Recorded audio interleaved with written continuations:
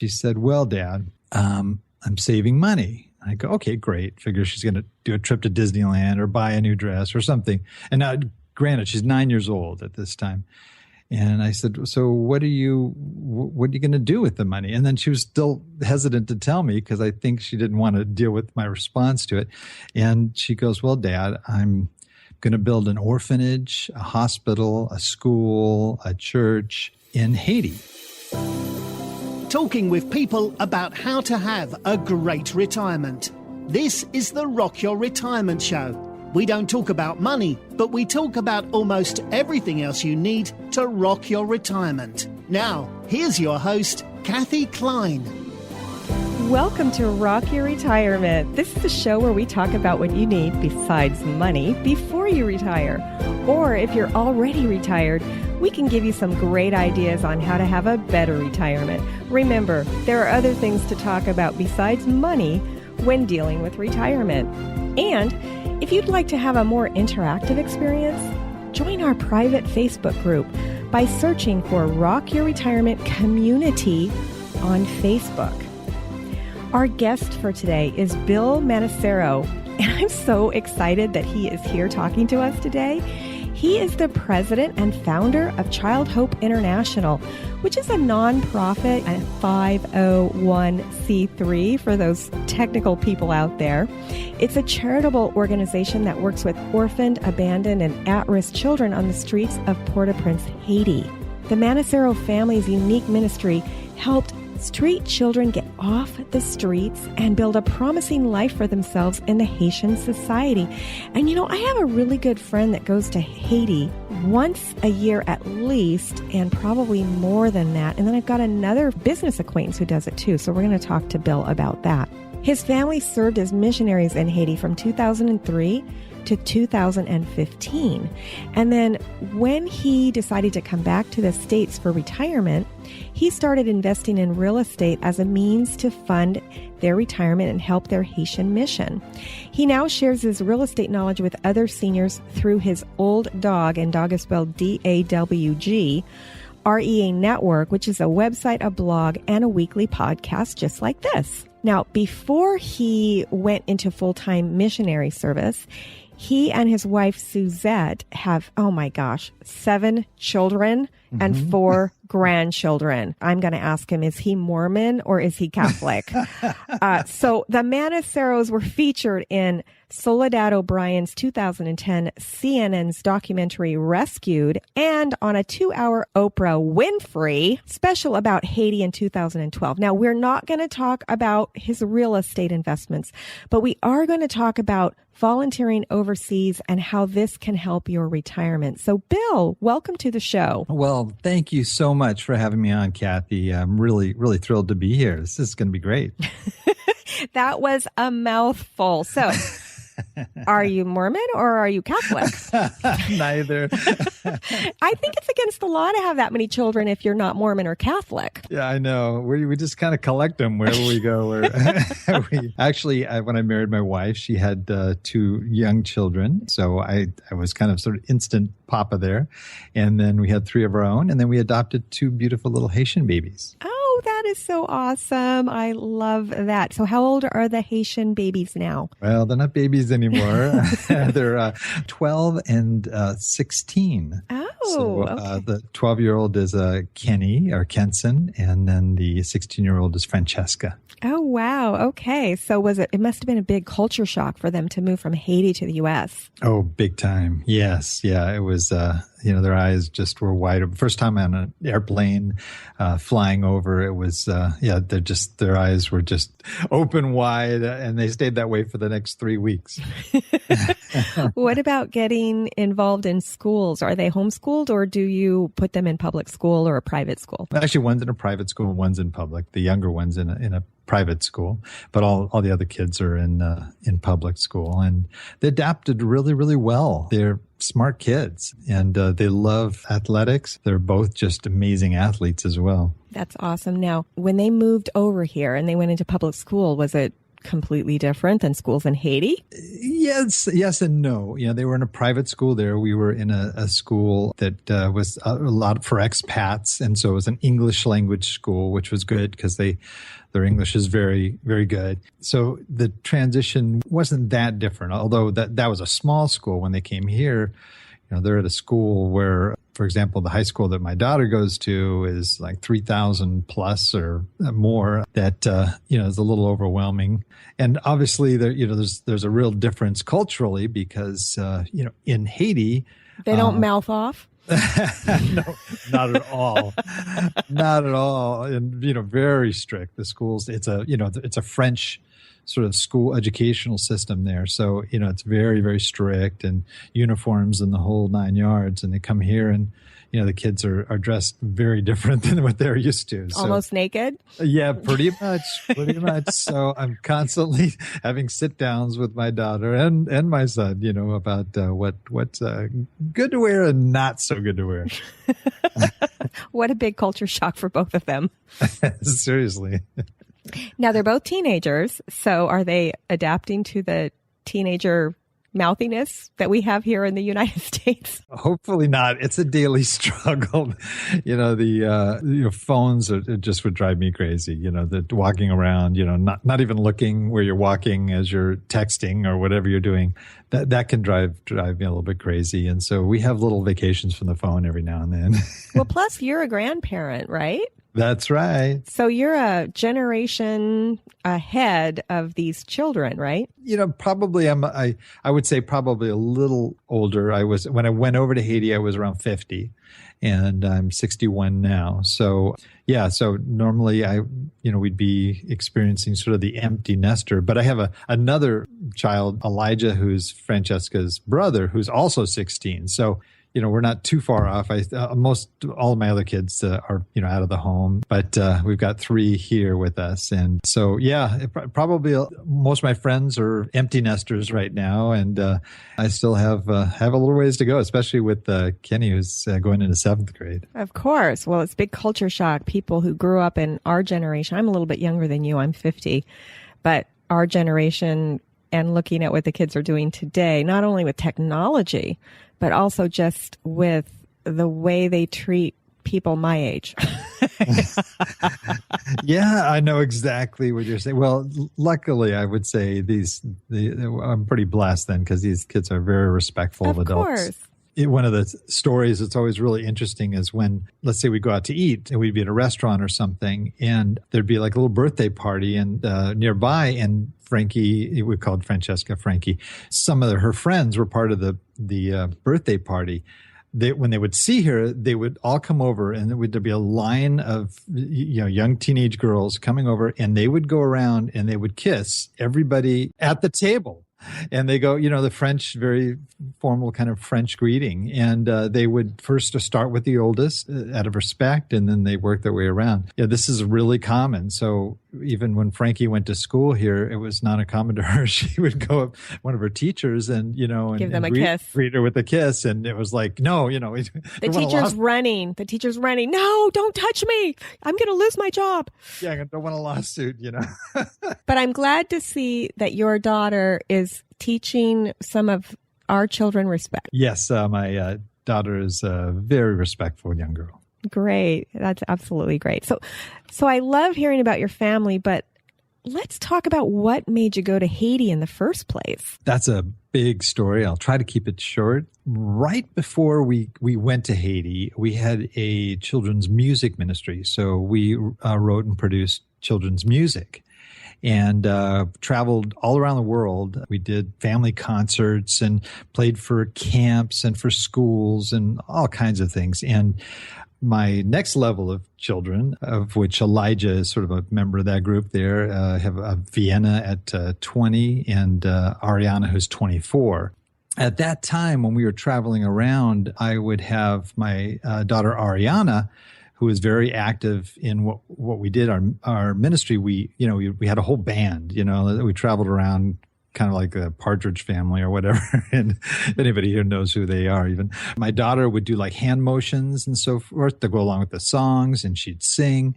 And she just kind of grew up on the road. One day I went in to talk to her, and I noticed on her dresser she had a little jar of coins, and I asked her about these coins. And she just kind of looked at me kind of skeptically, and I kind of I was just asking what the coins are for.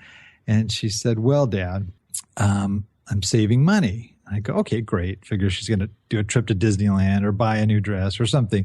And now, granted, she's 9 years old at this time. And I said, "So what are you going to do with the money?" And then she was still hesitant to tell me because I think she didn't want to deal with my response to it. And she goes, "Well, Dad, I'm going to build an orphanage, a hospital, a school, a church in Haiti." And I go, "Really?" It didn't surprise me at all because she was sponsoring a kid through, I think, Compassion International. And she just really got into Haiti and started studying about Haiti and reading about it and just had a heart for Haiti. And over time, she just became sort of a resident expert on Haiti. And this continued for years. And hearing that she wanted to build an orphanage there didn't surprise me. And that's really something that as time went on, we realized this is really something. And we used to, when we do presentations and concerts and so forth, we would talk about, just because you're a kid doesn't mean that you can't do amazing things. And then I would share the story about my daughter. And word just got around, and before you know it, people started calling us to be on radio interviews and different things, and we started speaking about it. And then funds just started coming in. And we didn't know what to do with this money, and it was all designated to Ariana's dream. So we finally decided, okay, we're just going to go to Haiti and check it out. So we got a group of people from our church, and we went over there, and we did the musical concerts that we normally do and so forth. And when Ariana got there, she walks out the plane, and they didn't have, tarmacs at that time. You just literally walk out onto the runway. And she walked out, she got on her knees, kissed the ground, and she goes, "I'm home." We knew that this was more than just a passing fancy, that she really was serious. And that really started the process. While we were over there on that trip, we didn't plan on this, but one by one, our hearts started getting changed. And my wife, when we flew back from Haiti, basically said to me, "You know what? I don't think our daughter's the only one being called to Haiti." And I was kind of going, "Well, I'm not quite hearing that." I wasn't convinced that was really where we were supposed to go. But a whole series of events happened that finally we just stopped everything we did. We sold everything we had or gave it away. And we hopped on an airplane and went over to Haiti. There was a group of kids that we had met when we were over there that were street kids that really just tore our hearts. We went over there, and these kids were still there, and we started our orphanage with 12 of those street kids. So that's really how it started. It really was our daughter that even got us interested or motivated to go there. That's awesome. How old is she now? She's 24. And is she still in Haiti, or what is she doing? No, she came back to go to school. She was up in Santa Barbara for a little while. And right now she's trying to figure out, because she's also at that age too, where she's kind of thinking about, oh, should I get married? Should I, what have you? And so she's spending a little time on a sabbatical, really, away from Haiti, trying to figure out really the next step for her. The orphanage is still very active, and we have some great people running it while we're not there. But she is the one that really has a heart for it. And while she was there, we arrived there, I guess, when she was 12 or 13, I think 12. She just, it was amazing. She just started working with the Haitian people and just started going and helping people. She recruited girls off the streets, and they came and they would meet with her on these weekly meetings. And she's just amazing and made a real impact on that country. That is awesome. Thank you for sharing that story with us. Yes. Sorry it took so long. No, it was a great story. Are you kidding? I love stories. This is wonderful. So this show is for people who are either retired or about to retire. And you weren't retired when you went to Haiti, obviously, right? Because you were, how long? Let's see, that was... I was around 50 when I first went there. So you probably weren't immediately thinking of retirement, but you probably did get some volunteers that maybe were retired. So tell me, how can volunteering overseas help somebody's retirement? That's been something, one, we had a pretty strong impact because when we were there, we were already preparing for retirement and thinking about retirement. But we are an organization that's very much volunteer driven. And not only do we have a number of people in the States that support what we do, but we have tons of people that come over as interns, or they come over as volunteers in different capacities. And a lot of those people are retired. It was just a really, really exciting to see people that would come over. For example, we have a vocational training program, and it's a really unique program. We don't just teach them, for example, how to sew, but we literally establish a business that is a sewing business. So they're learning how to sew, but they're also learning about the business aspect of it. We call it a business incubator, so that they can learn not only how to sew, but how to set up a business. So when they are finished or they graduate out of our program at 18, they actually can go back to their village and set up shop as a seamstress or a tailor or whatever they want to be, and to be able to do that as a profession. This is a country with 80% unemployment. So there's really not a lot of jobs. Even if you get advanced degrees and so forth, there's no guarantee of any kind of employment. The only guarantees you have are really if you're an entrepreneur and you're willing to go out there, roll up your sleeves and start a business. So we had more recently, within the last year or so, a lady that came over that has long since retired. Her and her husband were both teachers. They agreed to come to Haiti for a fixed period of time for a 2-year commitment. And she ran our sewing program. It was strictly volunteer. She'd come over each day and she'd bring the kids in and teach them sewing and also life skills too. And just a wonderful lady. And she just had this great gift, and she was giving it to these young women that, whose lives are pretty much at risk in Haiti. How long did she stay? She came over for a 2-year commitment. 2 years. Wow. That's almost like being on, what's the name of the boat that people go on? Mercy ships? Mercy ships, yeah. It's almost like mercy ships, that big of a commitment. That's great. So she probably made a huge difference in people's lives. Oh, big time. We have that, which is more of an extended type of a example. And then we'll have some people that just come over for a week. And we have a bakery, for example. We've had women that have come over that are retired that will come just for the week to teach the kids how to make certain types of things. Or they'll either look at our existing operation, they'll say, oh, you're making cinnamon rolls. I know a quicker way to do that, and you can bake more cinnamon rolls, for example. They will come, and for a week, just as part of maybe a team of people that come over, or they can come over on their own and just volunteer their time to help these kids out. And whether it's a week or 2 years, it's so appreciated. I mean, I can't even begin to say.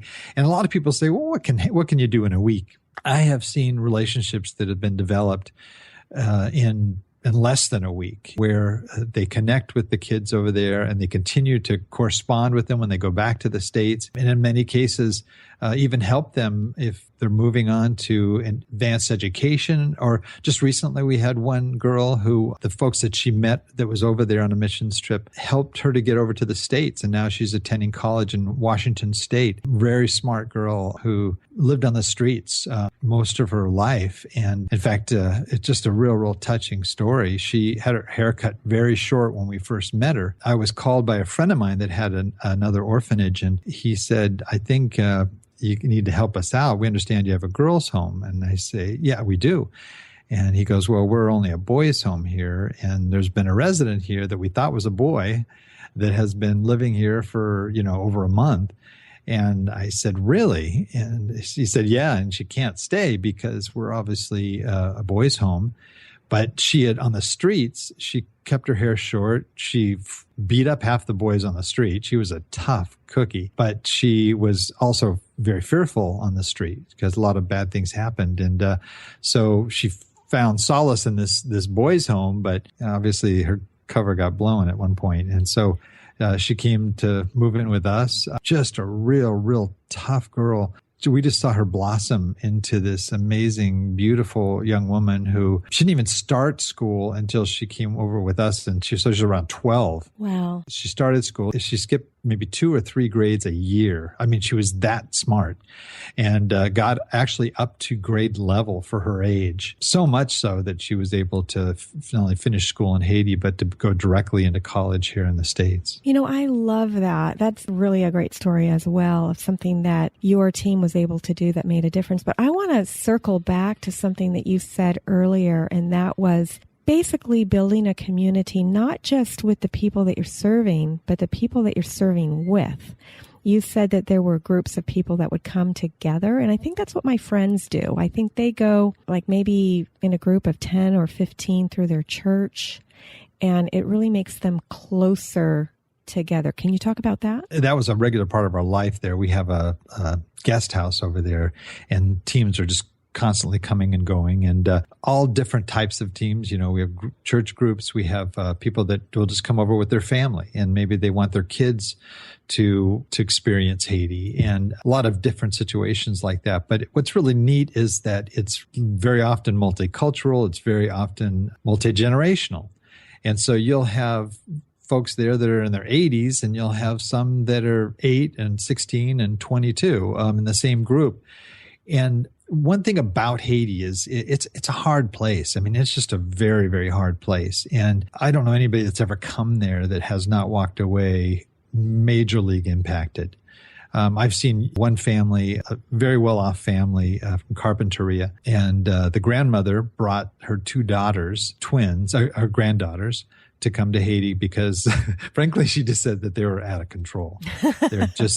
They were just spoiled. They were entitled. They were everything you want to call them, and brought them to Haiti and just rocked both girls' worlds. I mean, just dramatically, so much so that one of them just said, I want to come back here and serve full time. I mean, this is a girl that, you know, was just not in that frame of mind when she came there, but was just transformed and touched by the poverty, by the children that we serve there, and the whole situation. So it is a powerful place. You are impacted. You have to kind of prepare yourself for that too. And that's what's kind of good about, especially the church groups, is they'll take months and months to prepare so that they're not too shocked, you know, when they walk into a place that has just got that degree of poverty. I mean, some people say Haiti is not even third world, it's fourth world.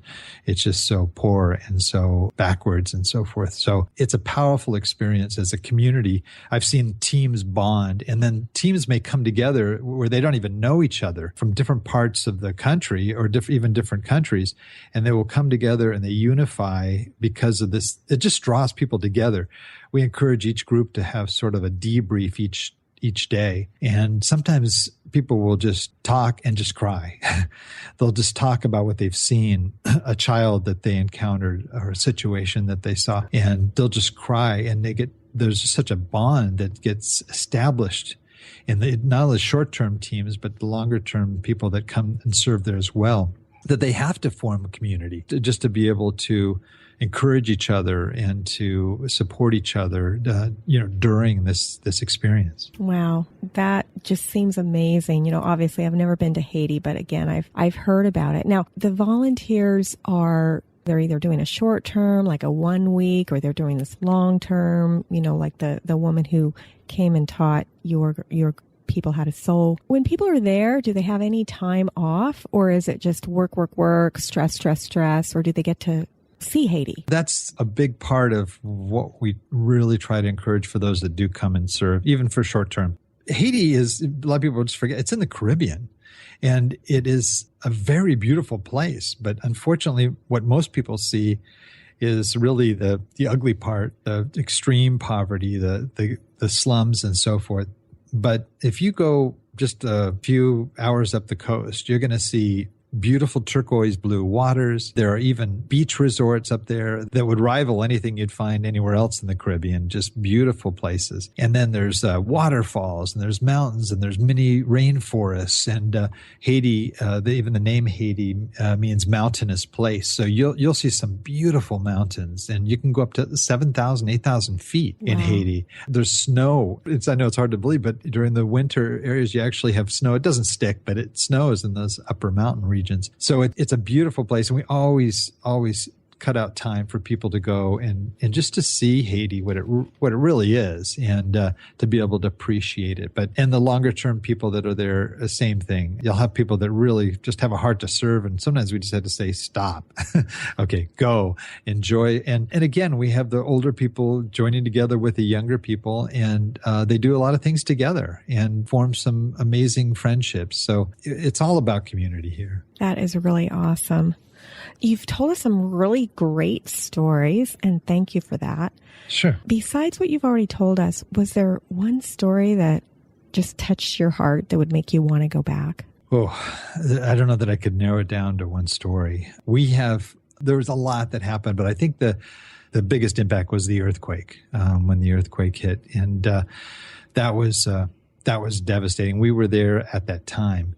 And up until that time, there were a lot of experiences that happened. I mean, we all got malaria. My wife and I both got dengue fever. Oh my gosh. We had attempted kidnappings. We had hurricanes. All kinds of things we'd been through. But when the earthquake hit, everything just paled in comparison. We're located we have a number of different buildings all in a neighborhood, just a typical sort of probably a middle-class neighborhood, although poverty and the nicer homes are side by side. But when the earthquake happened, it was the scariest thing you'd ever seen. And what had happened is at our facility, we had a little medical clinic, and when the earthquake happened, all the hospitals either were collapsed, or the few that were still standing had people that came to them that were turned away.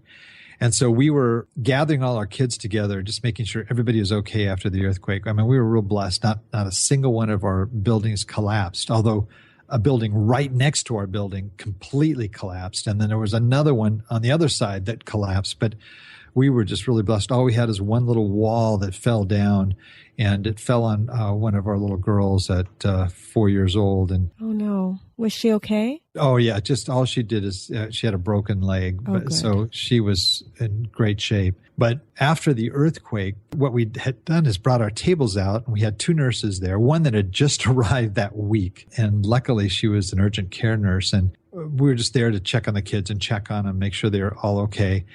And then people just started walking from all around. I mean, it looked like, I hate to use this analogy, but almost like an image of Night of the Living Dead. People walking toward us that were missing limbs, that were holding up other people, that had heads cracked open. I mean, just every kind of injury you could possibly think of. And they were coming because they knew we had this little community clinic. And our clinic was something that we just handed out worm pills or malaria pills. And, we would cuts and bruises. We were not equipped for this, but we felt like this is what God was doing. He's bringing these people here, and we had to help them however we could.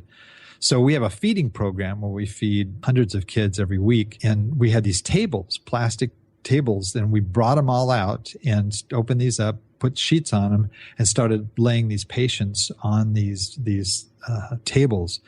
And in that process, we just tried to care for them as best we could with 2 nurses. It was just a series of events that happened over the next 6 days. We became a triage, and people were, this is just a very unusual situation, but we had, people from the wealthiest people that you might find in Haiti to the poorest of poor, and they're laying next to each other in these little makeshift beds that we put together. And that whole incident, it went over a series of, the only thing I can ascribe this to is just a series of miracles that happened over that period of 6 days. We were exhausted. We didn't sleep during most of that period of time. People kept coming in. We had people outside of our facility as well as in our boys' home, which we turned into this makeshift triage unit. And we quickly exhausted our supplies, and we were just overwhelmed. And you had some temporary volunteers that week too, right? Yes, we had a whole team there. Yes. That must have been overwhelming for them. It was some of them were in shock, just in a state of shock. And all of our kids were scared to death. And they were actually, we have a little playing field. It's our soccer field, but it was a converted tennis court next door. And all the kids just brought their mattresses. They didn't want to go in a building. So they just laid all their mattresses out, and all our volunteers were there trying to comfort the kids. In the midst of this, we had our kids as well. Some of our older kids were coming in and cleaning wounds and changing bandages. And wow. I mean, it was the most moving experience. I can't even explain it. Did any of them decide to be doctors or nurses? Yes, we have a couple. We have one girl that graduated, I think, year before last that is still trying to get into med school. We have, and the one that's up in Washington is also interested in going to medical school too. So yeah, there are those that would love to serve in that way. So that was an amazing experience. There were situations that happened all during that. Just as an example, we're totally out of meds. We're actually running low on meds, but some of the wounds are so severe that we're concerned that these people aren't going to get treated properly. And my wife and I were just praying. We were praying the whole time during this whole event. And people would show up at our place and volunteer, and we'd say, sure, go change bandages or help out, whatever you can do. We're going to serve food or whatever. And a couple show up and they go, yeah, our house just collapsed down the street. We, are here to help if there's anything we can do. And we said, sure. And I asked the gentleman, what he did and if there's any way, he could help with. And he says, yeah, I'm an orthopedic surgeon. No. Yes. God just sent these people to you, didn't they? Just like the urgent care nurse who was there to volunteer for a week. Wait, it was a week, right? Yes. Yeah. Well, she actually ended up staying for 2 years. Yeah. She originally came there just to volunteer for a week, right? A short term like that. Yes. Wow. And she ended up staying for 2 years. Because of that just touched her heart. Just totally moved her. Wow. That's amazing. Yeah. So there was a whole series of incidents that if I could have made a list of the top 10 people to have come and serve, the orthopedic surgeon would have been at the top. And we literally, during that time period, just saved numerous lives. We had to do amputations. We didn't have any of the equipment. We had to do them in the kitchen of our boys' home. We had all kinds of things that we had to do just to save lives. And it was, if that doctor wasn't there, and his wife was a nurse as well, so we had that help. And then we had another situation just right after that. We totally ran out of meds. And so I had probably 50 people sitting, in carts or laying in the street, in front of the place. And my wife and I had to go out there. And again, we were just so frustrated and just exhausted. And we had to tell them, look, we're out of meds. We can't even help you if we wanted to right now. And went back to our house to check on it. And we had some pretty major cracks in our house. Prayed, came back, and there were like 3 vans right in front of our house filled with medical students and medicine. I mean, everything we could have possibly wanted. Way. That is awesome. And Soledad O'Brien was there at this time now. CNN was sort of a regular fixture during this time. And it was so funny because she was watching all this happen.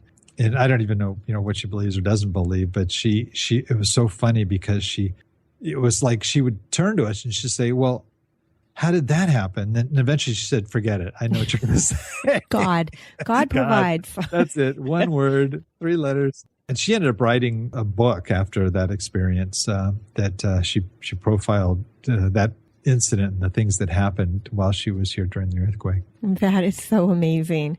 Bill, this has been just an uplifting and amazing day. Thank you so much for talking to my viewers about how they can volunteer and not only help other people, but help themselves. So I really, really appreciate it. Before we end the show, though, I wanted to ask you, there's usually two questions that I ask every single person that comes on the show, or I try to. It doesn't always happen. But what do you think people should know about before they retire? That's a great question. I honestly believe that most of us, if not all of us, are unprepared for retirement. I was probably the worst of the worst in that regard. I got even more depressed when I went to one of those little calculators where you calculate. That'll do it. Yeah. Oh, I only need $6,533. No problem. You know? I think I've got that in my checking account. No, so I've got it in my wallet right now. Well, I think that preparing for retirement is, to me, at least, and I'll share it from personal experience, is that look forward to it. Just prepare yourself for a new adventure like you've never thought of. And you can do anything you want to do. And I have met so many people in the last couple of years that just blow my mind, because they are just, it's like a whole new life for them. They're involved. They're doing things that they love to do. They're serving people, and when you serve people, I can't tell you the joy that you get from that just, I feel like it's selfish, you know, I feel like I'm so selfish sometimes when I serve, because I feel like I'm getting more out of this than the people that I'm serving. I really feel that sometimes we just put so much emphasis on the financial, but I really think you need to take a look at, the spiritual and the emotional side of it, and start getting excited. Because even if you don't have that much money in the bank, you still have yourself, and you can do things, and you don't have to stay home. You can go places that don't cost money, and you can do amazing things. That would be what I'd say is get excited. Get excited, because what's ahead of you is really whatever you make it. And if you, really, again, sometimes we get so hung up, well, I don't have enough money and I don't have this or that. I've known people that face that situation. They move to Costa Rica, and they're living on, $500 a month or wherever it is. And they're having a great time. But don't get hung up on the money. Really think of the freedom that you have and how you can use that freedom to help others, to help yourself. Thank you so much for that. And that's actually why we started this show. And there is an episode, interestingly enough, about a woman who moved to Costa Rica and retired at age 40. So at 40, wow. I know. She got tired of the rat race and said, I'm moving to Costa Rica, and she did it. So that was pretty cool. So the second question that I ask is, what if you're already retired and you're stuck? You're just not having a great retirement. What would you give to that person? If that was a friend of mine and they were stuck, I think I would probably drive over to their house. I'd put them in my car, and I'd take them to downtown, and I'd take them to a local mission there. I'd have them put on an apron and start serving meals. I think your perspective changes sometimes. And I saw this all the time in Haiti when I was there, not just with retired people, but with everybody. And they get so wrapped up. We get so wrapped up in our world, oh gosh, I wasn't able to get the upholstery I wanted to get from my new car. And, and they're just walking around depressed for 2 years, and sometimes it all comes into perspective when you spend time with those that are in need. I cannot tell you. My kids, how their lives were impacted by that. I cannot tell you how my wife and I were impacted by that, because I went over there when I was 50 years old. I was in the corporate world for 25 plus years. I've been a professional musician. I've done all kinds of things. Those 10, 11 years were the best years of my life. They were the hardest. Like I said, I had malaria, I had dengue, I was shot at. I had all kinds of things happen but I would not trade those years for anything. They were the best years of our lives. That is a great way to end the show. Thank you so much. So let me ask you, is there a way for my listeners to contact you if they want more information? Well, sure. If they want to email me, they can email me at Bill and this is the new little thing that we do. It's our real estate podcast. It's DAWGSREI network.com. And I'm going to have that in the show notes as well. Oh, great. So Great. if anybody doesn't know how to spell that, just go to the show notes. But again, it's DAWG for dog. Yeah, Old Dogs. You got it. The olddogsreinetwork.com. And also we have a website for Child Hope that if they want to check that out, childhope.org. I say you can volunteer anywhere, but if you are so moved to go to Haiti, you can do it right on the website there. You can sign up and they have you fill out an application, and it's a real good orientation program. So you're not walking in there cold. You're well prepared for what you're doing and so forth. So you could also reach me through that website as well. Wonderful. Well, thank you so much. And for our listeners, we have put together this great freebie for you.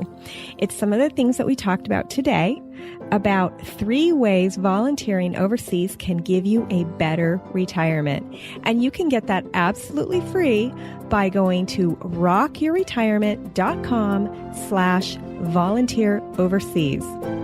So thanks so much, and we'll see you next week on Rock Your Retirement. Thanks for listening to the Rock Your Retirement Show. If you are rocking your retirement or know someone who would make a great guest on our show, please send us an email at podcast@rockyourretirement.com.